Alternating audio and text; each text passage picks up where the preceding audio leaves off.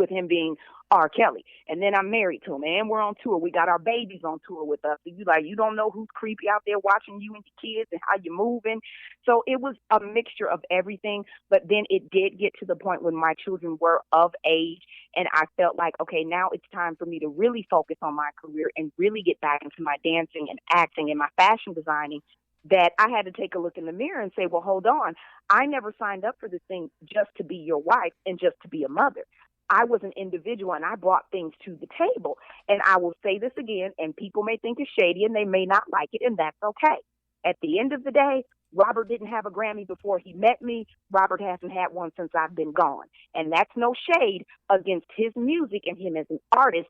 That just goes to show you, when you have a great woman in your life, a wife, a mother, your music tells a story about where you are as a man. So previous to Drea, we talking about sex, bump and grind, this, that, and the other. After Drea, we talking about I Believe I Can Fly, Stepping in the Name of Love, Half on a Baby. So his music told the story of where he was as a man. So who is that woman behind the music? So don't get it twisted. I was never sitting in the corner as just his little wife. I'm back here influencing Grammy award-winning music. Right. Get that right. Talking to Drea Kelly right now on the Doug Stewart Show on the Stewart Media and Entertainment Network.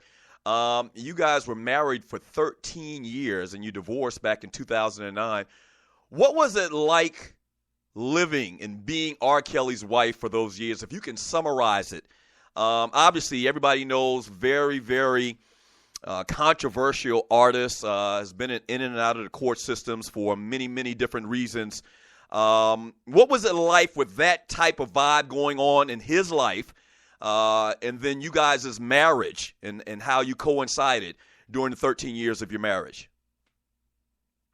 Well, I've always taken the position, especially after having my children, I'm like a lioness protecting her cubs. So at the end of the day, I was very clear that R. Kelly is a persona. Robert Kelly is the person that I'm married to.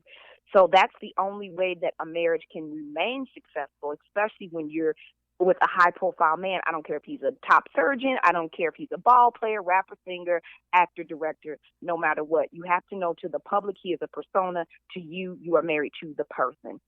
I mean, we had our regular ups and downs like any relationship would have. Just unfortunately, when you're in the public eye, everything you do is under a magnifying glass. So us getting divorced, that makes the headline news. But guess what? People are getting divorced every day, every minute of the day. Somebody's getting divorced. Only difference is theirs isn't in the public, mine is. So it's the same with being a wife. I did the same things that any wife does. You wash clothes, cook, laundry, you dress up sexy, put your lingerie on, you have date night, you fight, you argue, you get on your nerve, all those things, except mine is done under magnifying glass and the Joneses nobody knows about. That's the only difference. Wow. Finishing up with Drea Kelly right now. Drea Kelly on the Doug Stewart Show on the Stewart Media and Entertainment Network. You're born and raised in Chicago. You just mentioned the south side of Chicago. Where do you presently live now? Are you in Chicago, or where are you at? Hollywood? No, she's a peach. I call myself a frozen peach because she's in Atlanta by way of Chicago. Yes, sir. She's in the A now. Okay. Yeah. So do down you? In this old ATL, honey. Do you? It's different. Do you still have family in Chicago, or are your parents still in Chicago? Yes, the majority of my family is actually in Chicago. My birth mother and my stepdad live here in Atlanta, but my birth dad, my stepmom, my aunts, uncles, cousins, they're all in Chicago. So this was absolutely a leap of faith. But I had a place here while I was filming. I would, come between Chicago, Atlanta, and L.A. So I've always had a place here, loved it here. And I just decided, you know what? Chicago, that last winter, that winter vortex, 50 degrees below zero, and we can't fly out of Chicago, I'm done. You know what? That's one of the only places in this country, notable places in this country I've never been to. And obviously Chicago's been in the news. And we're finishing up with Drea Kelly right now on the Doug Stewart Show on the Stewart Media and Entertainment Network. Obviously Chicago's been in the news, for the last couple of years with the incredible problem with crime and violence, especially with the black youth in that city. How often do you get back and talk a little bit about what is going on in the Windy City? Well, I haven't been back in about a year. I was there in and out really quickly, but I mean back to really be with my people and sit with the youth like I used to. I have not been there. But what I will say is that we have a generation with no foundation right now.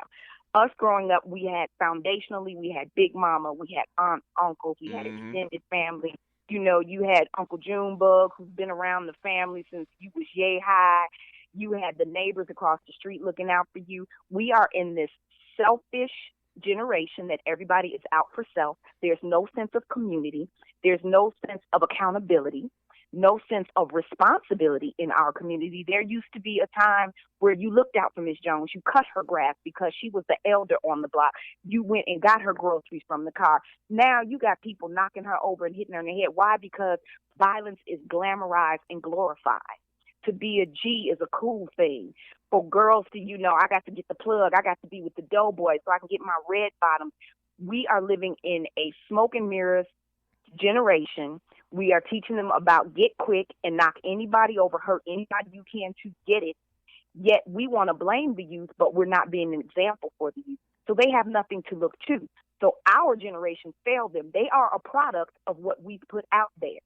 To the point now where there are no big mamas, when the grandmama, the daughter, and her daughter are all in VIP with their backs with cat suits on, popping bottles, we got a problem. Yeah. And we need to fix it. That's what we have them looking to. Our entertainment that we put out there, the subliminal messages that we give our little black queens and our little black kings right now. We tell a black girl growing up in America that you're half a woman. Because every video I look at, why does he need to be in bed with two women? You telling me as a black woman I'm only half a woman? You need two of me to do one thing?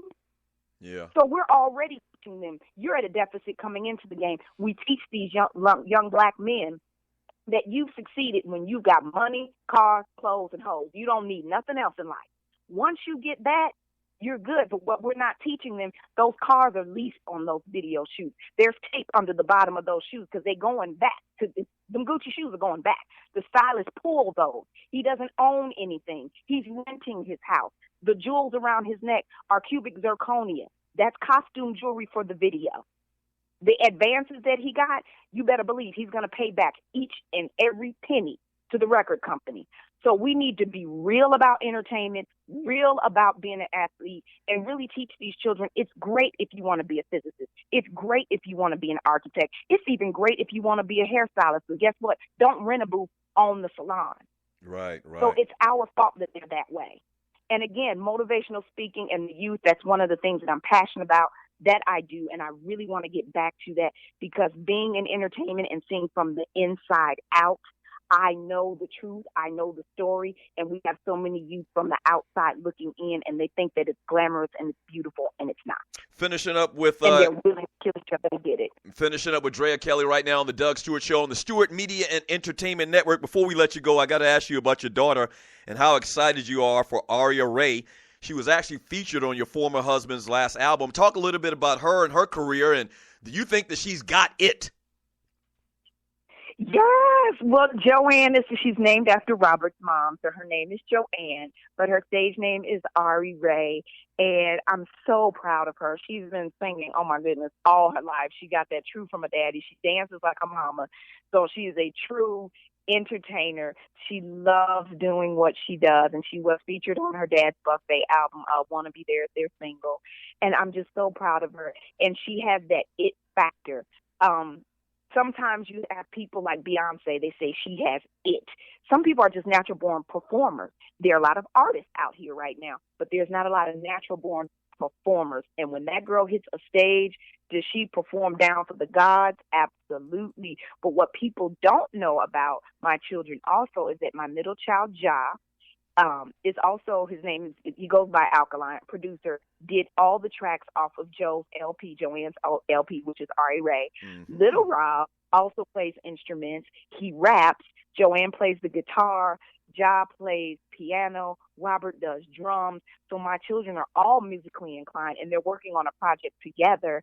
Robert, his stage name is Kid Rabbit, is rapping on Joanne's album also. So they like the Lil Jackson 3. I ain't got 5, so it's Lil Jackson Kelly 3. Right. They doing their thing. So I'm so proud of them. And it wasn't anything I pushed on them either. It was like, if you want to do it, if you want to dance, do music, that's great. If you don't, that's fine too. So yeah, I'm so proud of all of them. I'm a gushing, blushing, happy mom.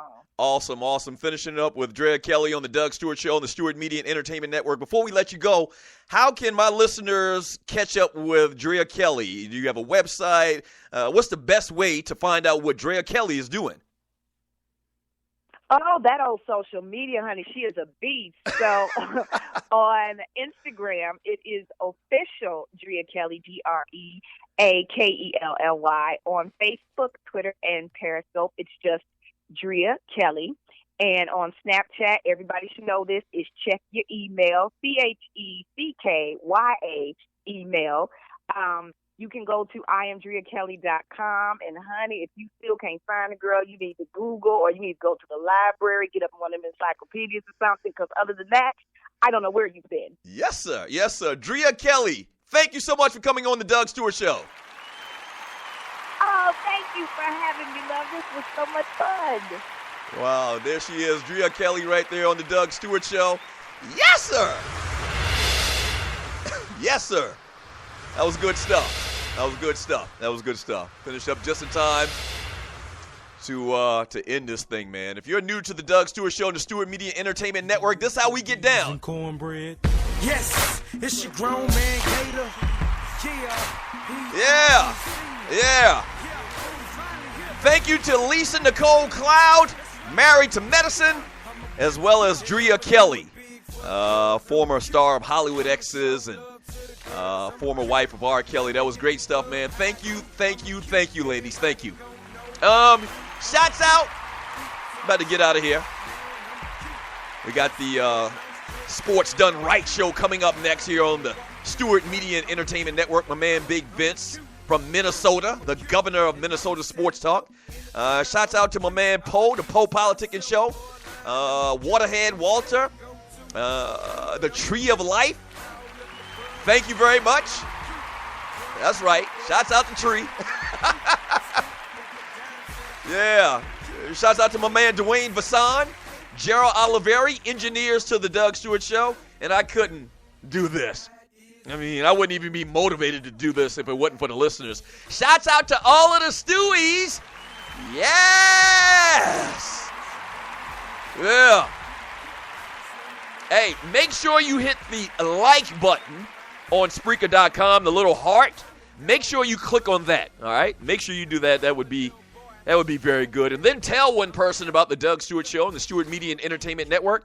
You'll be happy that you did. All right, once again, coming up next, Sports Done Right. Big Vince Wright, the governor of Minnesota Sports Talk. And my show will be back tomorrow. Same Doug Stewart time, same Doug Stewart channel. Peace. And a step show one day, I'm a cute. Man, when we get second place, I'm a cute. Wreck my LB, dust them off, I'm a cute. Drop chicken on the floor, brush it off, I'm a cute. 4 a.m. still out, hanging with the Q's. I'm a cute, I'm a cute. You know how it is when you roll with the Q's. You know how it is when you roll with the Q's. You know how it is when you roll with the Q's. You know how it grown man Gator. I guess by now y'all can tell I'm a cute. Ain't trying to talk down, just saying I'm a cute. I still got love for the those who ain't cute. Some of my tightest partners ain't no cues. They know one thing for sure, I'm a cute. Duty calls, gotta go, no offense, I'm a cute. And they got my backstage line for the cues. I'm a cute, I'm a cute. Mama told me long time ago about them cues. Told me I could go Greek, but don't be a cute. It was in my nature to go and be a even in preschool, mama knew I was a girl. Asked me my name, I told her I'm a cute. Teacher asked me my name, I told her I'm a cute. Cops won't ID, I tell them I'm a cute. I'm a cute, I'm a cute. You know how it is when you roll with the cues. You know how it is when you roll with the cues. You know how it is when you roll with the cues. Hey, you know how it is when you roll. Yes, bruhs in the club, don't throw up your hooks. If you ain't a bruh, don't throw up your hooks. Bruhs in the club, don't throw up your hooks. If you ain't a bruh, don't throw up your hooks. Bruhs in the club, don't throw up your hooks. If you ain't a bruh, don't throw up the hooks. Bruhs in the club, don't throw up your hooks. If you ain't a bruh, don't throw up the hooks. 'Cause you know how it is when you roll with the Q's. You know